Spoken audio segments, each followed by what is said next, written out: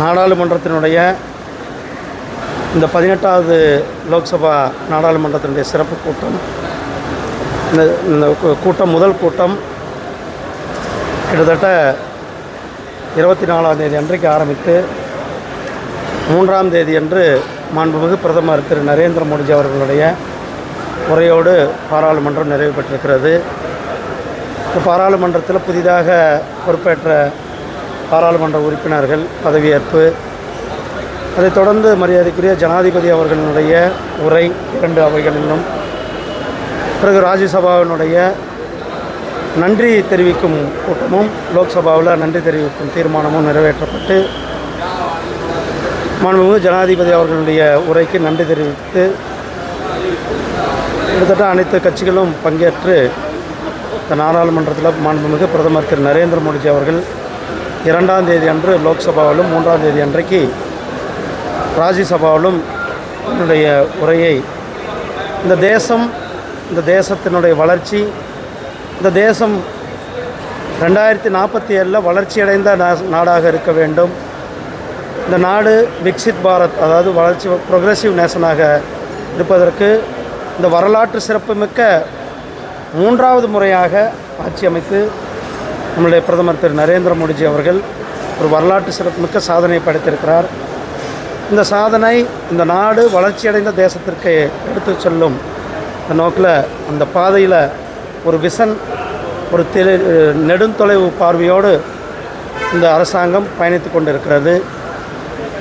மாண்புமிகு பிரதமர் திரு நரேந்திர மோடிஜி அவர்கள் இந்த தேசத்தினுடைய அவருடைய எண்ணம், நோக்கம் அனைத்தும் இந்த தேசத்தினுடைய வளர்ச்சியை மட்டுமே முக்கியத்துவம் கொண்டு சென்று கொண்டிருக்கிறது. அதுதான் இந்த மரியாதைக்குரிய திரு ஜனாதிபதி அவர்களுடைய உரையில் அது தெளிவாக இருந்து கொண்டிருக்கிறது. பிறகு 3ஆம் தேதி அன்றைக்கு பாராளுமன்றமானது நிறைவு பெற்றிருக்கிறது. இந்த பாராளுமன்றத்தினுடைய இந்த கூட்டம் முதல் கூட்டத்தில் தமிழகத்தை சேர்ந்த பாராளுமன்ற உறுப்பினர்கள் இந்திய அரசியலமைப்பு சட்டத்திற்கு புறம்பாக என்ன அந்த ப்ரெஸ்கிரைப்டு ஃபார்மேட் இருக்கிறதோ அந்த ப்ரெஸ்கிரைப்டு ஃபார்மில் தான் அவர்கள் தங்களுடைய பதவியை ஏற்றுக்கொள்ள வேண்டும். அதை லோக்சபானுடைய தலைவர் மரியாதைக்குரிய திரு ஓம் பிர்லாஜி அவர்கள் சுட்டிக்காட்டி, இதன் மூலம் நடக்கக்கூடாது என்று இதற்காக ஒரு கமிட்டியும் இந்த இதில் போட்டிருக்கிறார்.